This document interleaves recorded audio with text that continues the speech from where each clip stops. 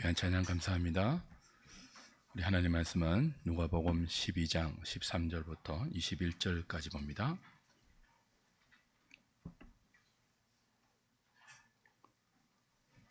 신약 성경 114페이지입니다.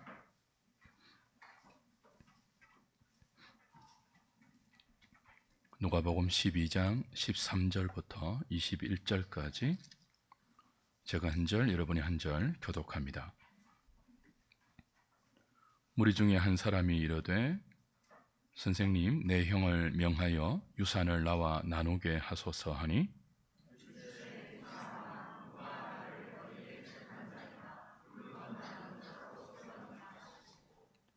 그들에게 이르시되 삼가 모든 탐심을 물리치라. 사람의 생명이 그 소유에 넉넉한 데 있지 아니하니라 하시고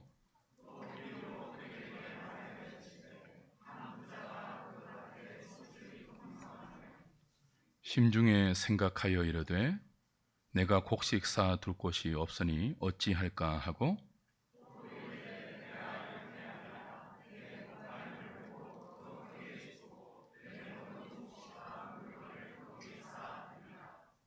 또 내가 내 영혼에게 이르되 영혼아, 여러 해 쓸 물건을 많이 쌓아 두었으니 평안히 쉬고 먹고 마시고 즐거워하자 하리라 하되 하나님은 이르시되 어리석은 자여 오늘 밤에 내 영혼을 도로 찾으리니 그러면 내 준비한 것이 누구의 것이 되겠느냐 하셨으니 자기를 위하여 재물을 쌓아두고 하나님께 대하여 부요하지 못한 자가 이와 같으니라.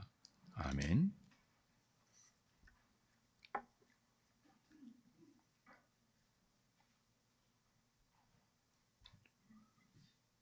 지금 주님은 여호와 경외의 신앙을 제자들에게 가르치고 있습니다.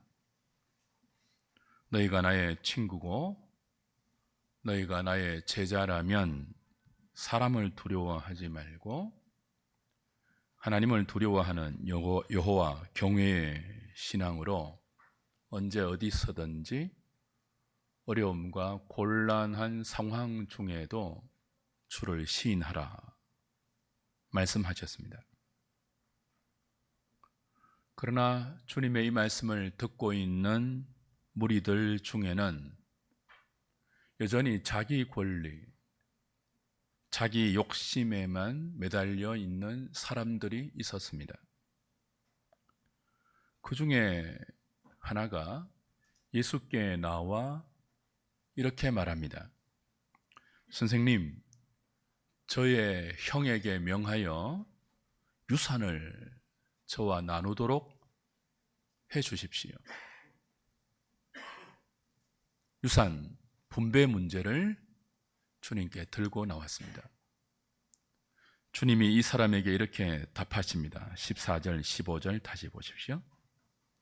이르시되 이 사람아, 누가 나를 너희의 재판장이나 물건 나누는 자로 세웠느냐 하시고 그들에게 이르시되 삼가 모든 탐심을 물리치라.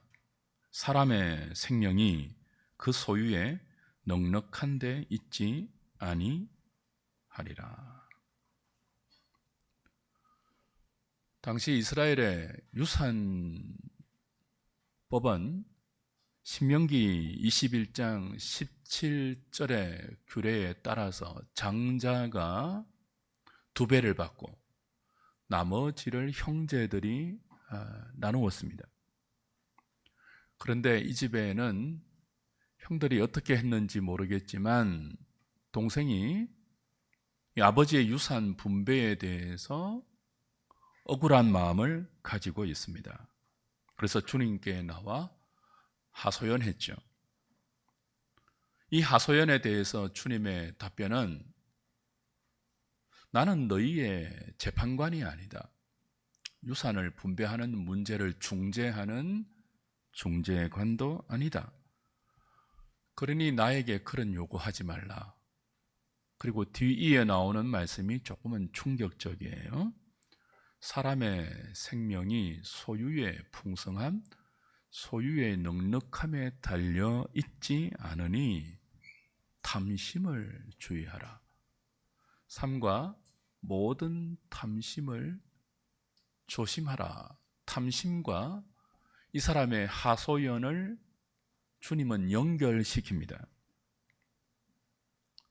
만약 여러분이 부모님의 유산을 받을 처지가 되었는데 그 유산 분배가 형제들 간에 공정하게 처리되지 않았다면 어떻게 하겠습니까?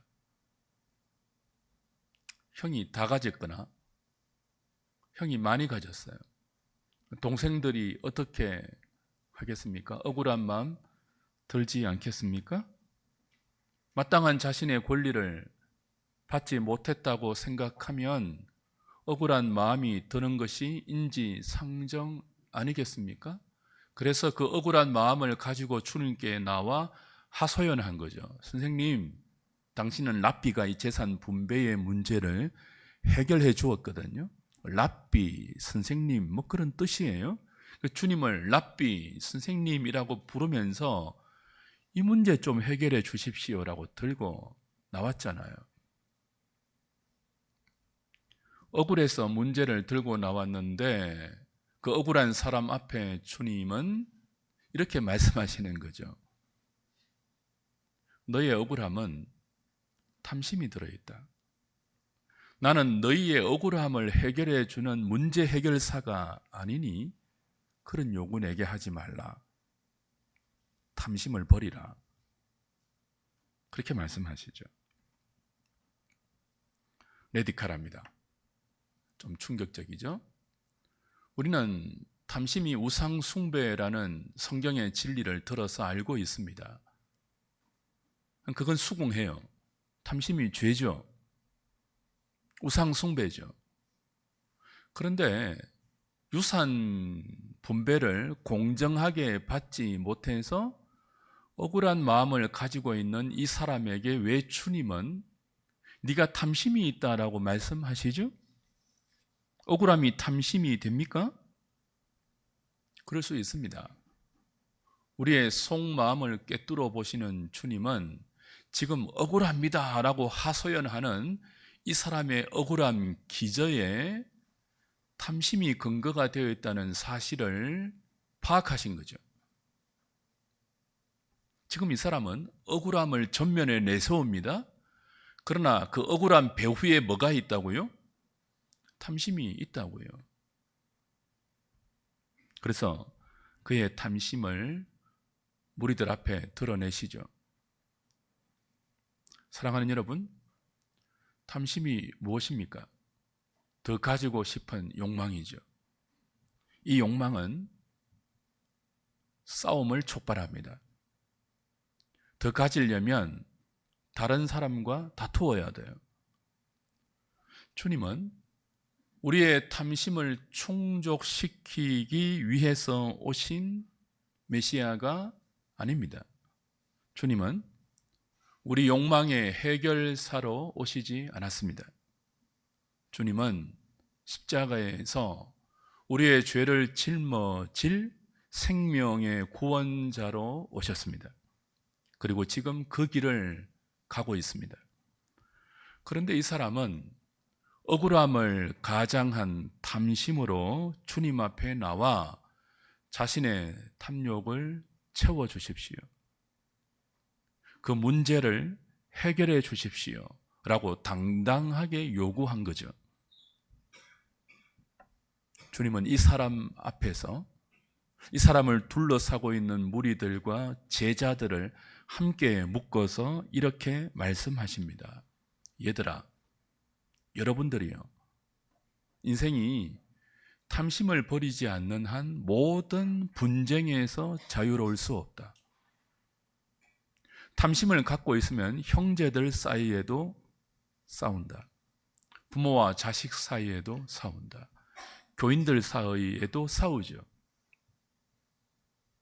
탐심이 모든 분쟁의 씨앗입니다. 왜 유산을 놓고 억울함을 느끼죠? 왜 형제간에 싸우죠? 형제간인데, 혈육인데.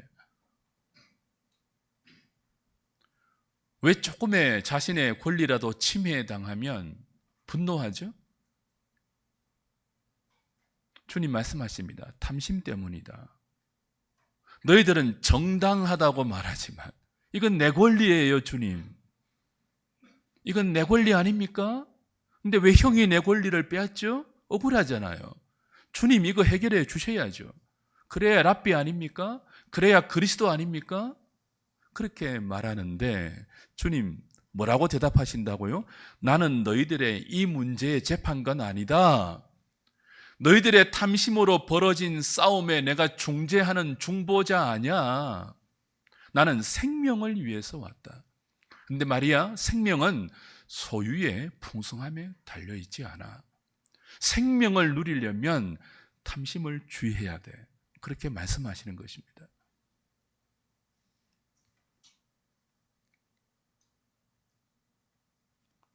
성경에는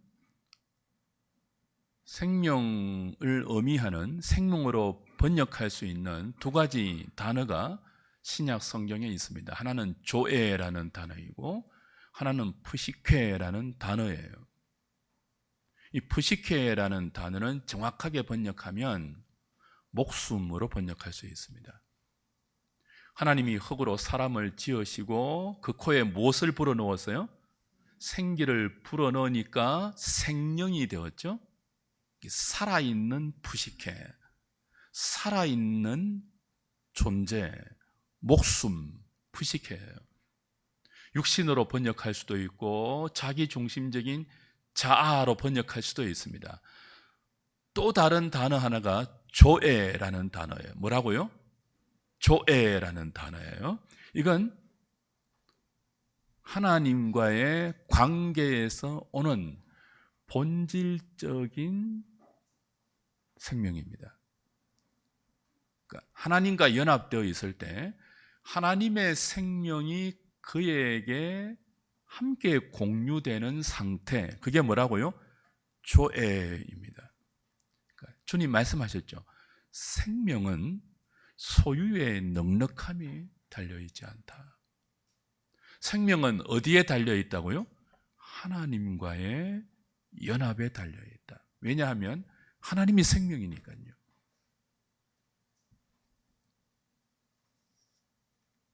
목숨은, 푸시케는 코끝에 호흡이 있는 그 호흡으로 부지하는 우리의 목숨은요, 몸뚱아리를 가지고 이 지상에서 살아가는 우리의 모든 눈에 보이는 이 일상은 물질의 소유의 다소에 따라서 넉넉해질 수도 있고 편안해질 수도 있고 어려워질 수도 있고 힘들 수도 있어요. 그렇죠? 그러니까 목숨은요, 물질의 소유에 결정적인 영향을 받습니다. 목숨은 물질이 없으면 목숨 부지하기가 힘들어요. 먹고 마시고 살아가기가 힘들어요. 푸시케는 그렇다고요. 그러나 생명은 물질의 크고 작음에 달려있지 않습니다. 무엇에 달려있습니까? 하나님과의 교제에 달려있습니다. 하나님과 어떤 관계에 있느냐에 달려있습니다. 영생은 유일하신 참 하나님과 그가 보내신 자 예수 그리스도를 아는 것입니다. 말씀으로 오신 예수님은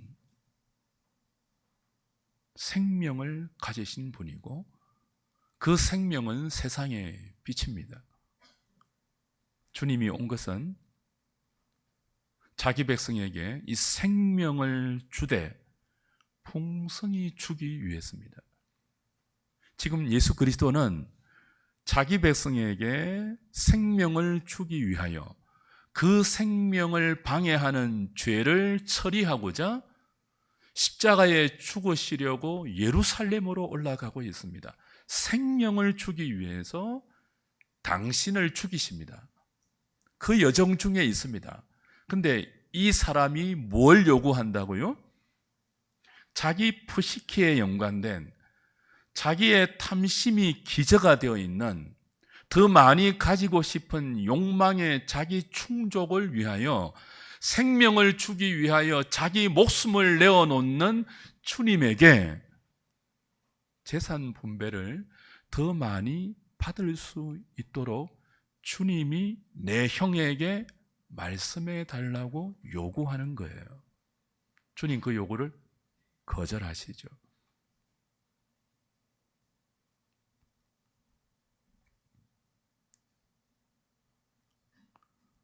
주 안에 사랑하는 여러분, 지금 여러분은 목숨 부지에 급급한 삶을 살고 있습니까? 아니면 생명에 속한 삶을 살고 있는 것 같습니까? 여러분의 관심은 목숨에만 있습니까? 아니면 생명에 있습니까? 여러분의 관심은 재산에만 있습니까? 아니면 하나님과의 관계에 있습니까?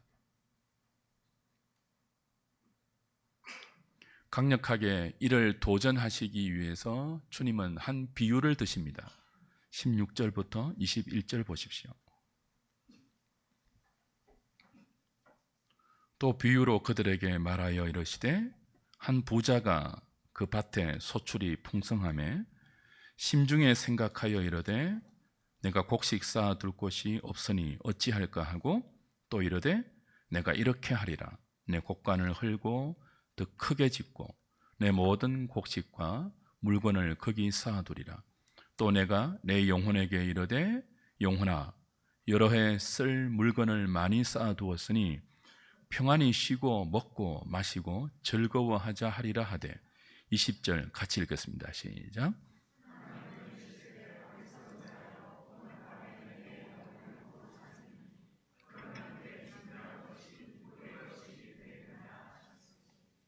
그렇죠. 한 부자가 있었습니다. 농사를 잘 지었습니다. 그래서 많은 소출을 거두었습니다. 주체할 수 없을 정도로 곡식이 풍성해지자 지금 있는 곡간을 헐고 더 큰 곡간을 새로 지어서 거기에 곡식과 자기 물건과 모든 소유를 저장하려 합니다. 그는 그 계획을 달성하여서 남은 생을 평안히 먹고 마시고 즐기려는 꿈에 부풀어 있습니다. 이 사람을 향하여 하나님 말씀하십니다. 어리석은 자여, 어리석은 자여, 오늘 밤에 꿈에 부푼 너를, 여기 영혼이라고 번역되어 있는데 푸시케예요. 꿈에 부푼 너를, 네 목숨을 내가 거두어 가면 네가 네 것이라고 생각하는 네 소유, 네 곡간, 네 물건, 네 영혼, 네 모든 것 네 것이 되겠느냐. 어리석은 자여, 그렇게 말씀하십니다. 이 사람은 자기에게 있는 모든 것을 자기 소유라고 생각했죠. 근데 그 소유가 사실은 자기 소유가 아님을 몰랐습니다. 목숨이 사라지면 자기 소유가 아니잖아요. 목숨의 주인인 하나님의 것이잖아요. 주님이 주신 호흡을 거두어 가면 우리의 퍼식해, 우리의 수명, 우리의 목숨은 다합니다. 우리의 목숨이 다하면 우리가 내 것, 내 것, 내 소유, 내 곡식, 내 창고, 내 통장, 내 자식, 내 것, 나라고 생각하는 그 모든 것이 다른 사람에게로 넘어갑니다. 어리석은 부자는 이 사실을 몰랐습니다. 그래서 자기 목숨을 위하여 부지런히 재물을 쌓아두었습니다. 그러나 이 사람은 하나님에 대하여 쌓지 못했습니다. 이웃에 대하여도 전혀 쌓아두지 못했습니다. 이 사람은 목숨만 알았지 생명이 무엇인지는 몰랐습니다. 아마 이 부자는 열심히 살았을 거예요. 누구보다 성실히 땀 흘리며 농사 지었을 것입니다. 밭농사도 지었겠죠? 논농사도 했겠죠? 그리고 창고를 열심히 그때 수선하며 살았지 않겠습니까? 매일 재산이 늘어났으니까요. 투자 잘했겠죠, 지혜롭게. 재산 관리 잘했겠죠, 지혜롭게. 그가 내 소유, 내 곡식, 내 물건, 내 곡간, 내 영혼이라고 말하는 것을 들어보십시오. 얼마나 자기 것에 대한 애착이 큽니까? 열심히 살지 않았으면요, 땀 흘리면서 그걸 자기가 획득했다고 생각하지 않으면 그렇게 말하지 못해요. 보통 사람들은 내 거야 이거. 절대로 다른 사람에게 내가 땀 흘려 모은 이것 줄 수 없어. 내 소유지, 내 곡식이지, 내 창고지. 아무나 이런 말 못합니다. 그만큼 열심히 살았다는 반증이에요. 성실히 살았습니다. 그는 그렇게 애쓰고 열심히 노력해서 마침내 성공했습니다. 그렇게 열심히 살아서 열심히 모았고 마침내 성공했으니 이제는 뭐라고 생각합니까? 이제는 내 영혼아, 너 참 열심히 살았으니 이제는 먹고 마시고 즐기자, 그렇게 말했다고요. 그럴 자격 있지 않습니까? 그럴 자격 있잖아요. 열심히 산 인생 나가라, 그렇게 말하고 있잖아요. 그런데 주님은 이 부자를 향하여 전혀 다른 평가를 하십니다. 다른 사람은 그럴 거예요. 당신은 그럴 자격이 있습니다. 당신 얼마나 열심히 달려왔습니까? 그러니 이제 좀 쉬어도 됩니다. 먹고 쉬고 마시고 즐기십시오. 그건 당신 권리입니다. 지혜롭게 사셨습니다. 근데 주님은요, 어리석다, 어리석다 그러십니다. 부자인지 몰라도 다른 모든 사람은 이 사람이 성공한 인생이라고 평가했는지 몰라도 주님은 이 사람의 인생을 어리석다고 판정했습니다. 실패자다라고 평가했습니다. 주님이 어리석다라고 했으면 끝이죠. 그 앞에 다른 변명이나 구구절절 설명이 통하지 않습니다. 그냥 어리석은 거예요. 그 인생은 그냥 실패한 인생이라고요. 왜 이 사람이 어리석을까요? 왜 이 사람이 하나님 앞에 실패한 인생이라고 평가받았을까요?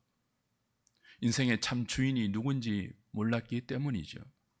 인생의 목적과 인생의 본질, 왜 재물을 모아야 하며 하나님께서 왜 우리에게 각자 필요한 양식을 주시고 재물을 주셔서 건강을 주셔서 그걸 왜 어떻게 사용하라고 하셨는지를 한 번도 물어본 적이 없기 때문이에요. 그 사람의 머리 속에는, 그 사람의 인생 속에는 오직 자기밖에 없었습니다. 내 것.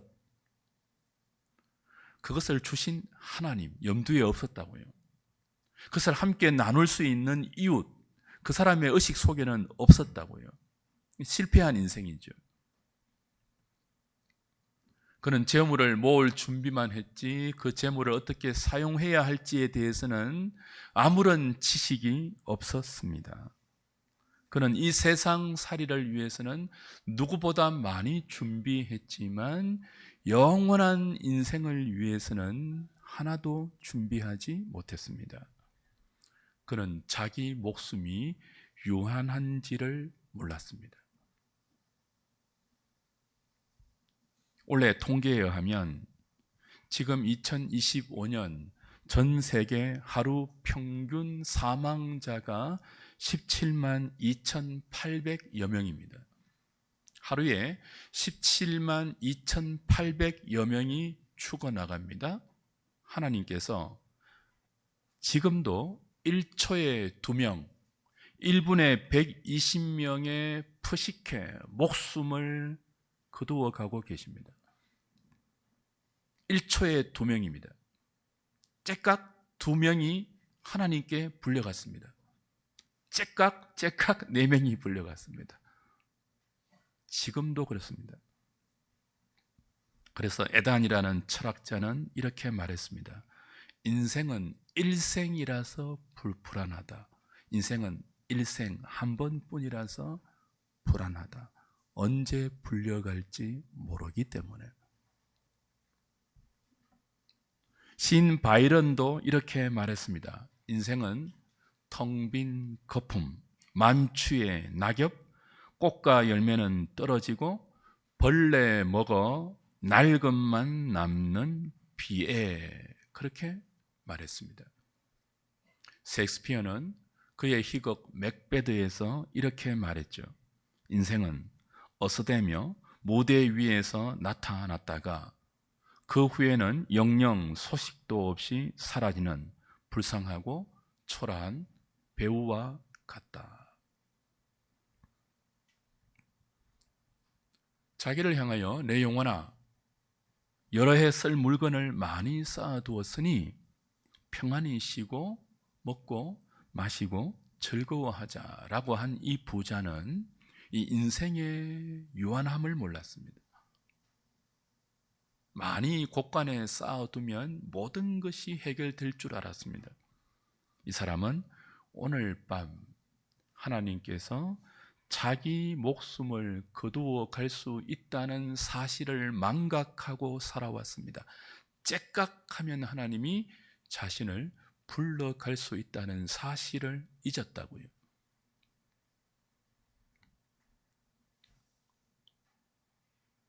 사랑하는 여러분, 물질 자체를 성경은 악하다고 평가하지 않습니다. 물질은 중요하죠. 돈을 사랑하는 것은 일만하게 뿌리지만 돈 자체가 악하지 않습니다. 하늘에 계신 우리 아버지는 우리에게 일용할 양식이 있어야 함을 아십니다. 우리의 의, 식, 주를 위해서 돈이 필요함을 아십니다. 그 돈을 획득하기 위한 정당한 노력을 하나님은 소중하게 평가하십니다. 잠언에서 뭐라고 가르쳤습니까? 개미에게 가서 배워라 라고 하지 않았습니까?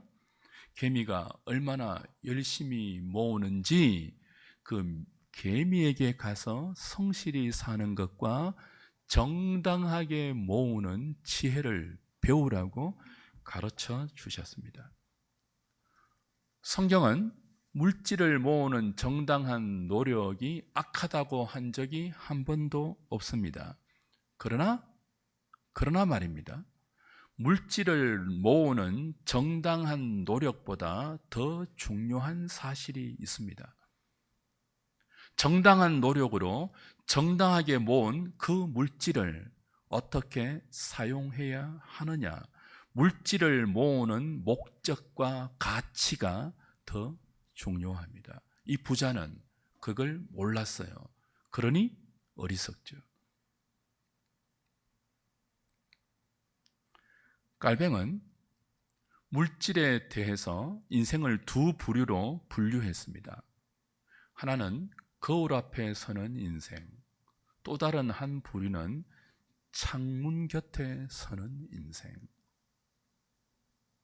물질을 거울처럼 대하는 사람이 있어요. 거울 앞에 서면 누가 보이죠? 자신이 보입니다. 거울 앞에 서면 내가 비치지 않습니까? 물질을 그렇게 자신에게만 비추는 인생이 있죠. 물질이 내 손에 들어왔을 때, 내가 물질을 추구할 때 항상 이렇게 생각하는 거죠. 내가 이 물질을 어떻게 모을까? 이 물질을 어떻게 사용할까? 이 물질을 어떻게 저금하면 좋지? 내가 이것을 어떻게 사용하는 것이 가장 나에게 좋은 일일까? 거울 앞에 서서 물질을 자기에게만 투영해요. 반면에 물질을 창 앞에 서서 해석하는 인생도 있습니다. 창 앞에 서면 창 밖의 풍경이 보이죠. 물질을 두고 창 앞에 서듯이 자기 인생을 세우면 창밖에 그 물질을 주신 하나님이 보입니다. 창밖에 그 물질을 나와 함께 나누도록 내 곁에 하나님이 허락하신 이웃도 보입니다. 그 사람은 이렇게 생각하죠. 이 물질은 내가 열심히 살아서 내가 땀 흘리고 노력해서 얻은 결과만은 아니구나.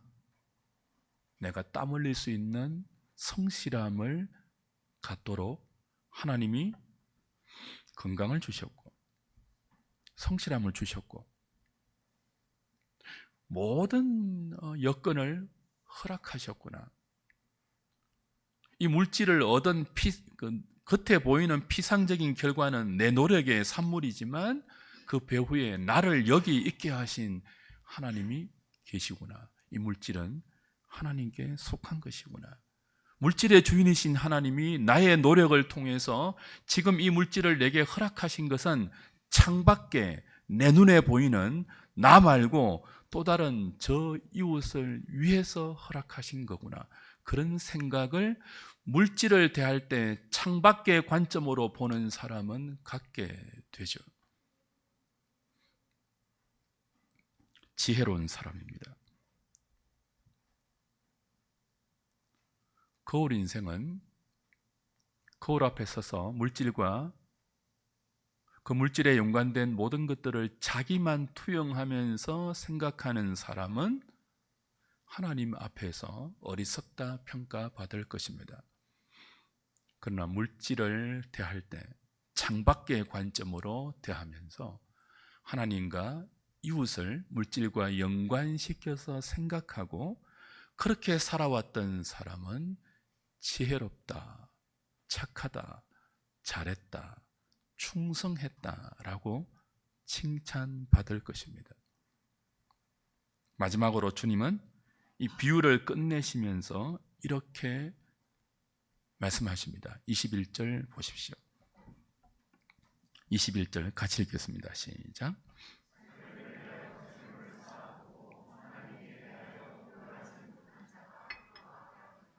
그렇죠?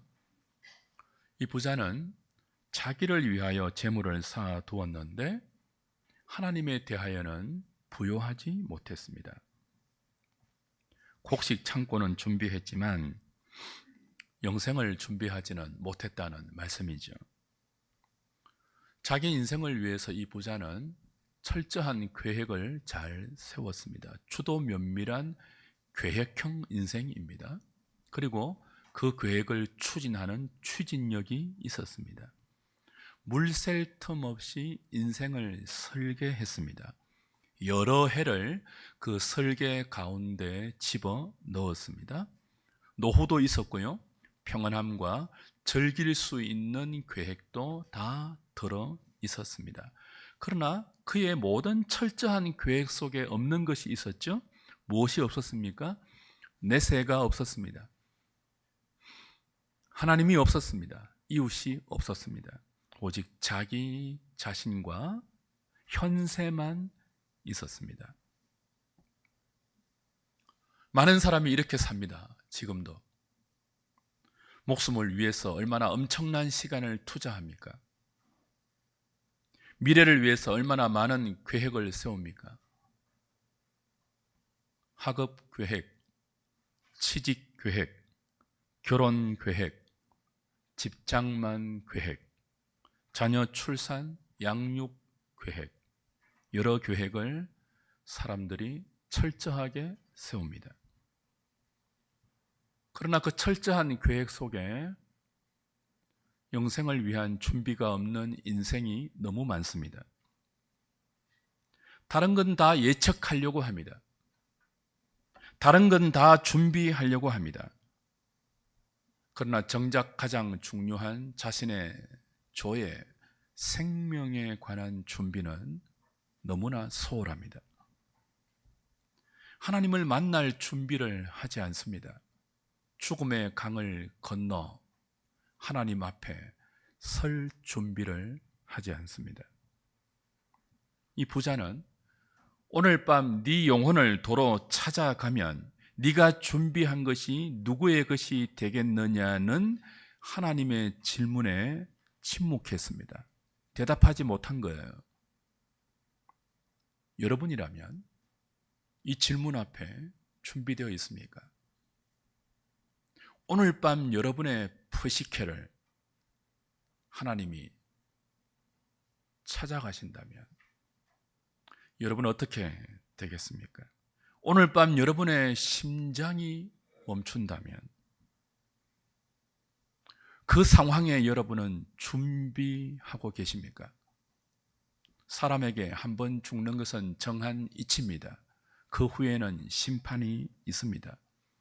우리 인생의 마지막 순간에 예수 그리스도의 이름을 부르면서 영원한 천국으로 입성하기 위해서는 지금 여기서 목숨을 부지하는 생존의 급급한 삶으로는 불가능합니다.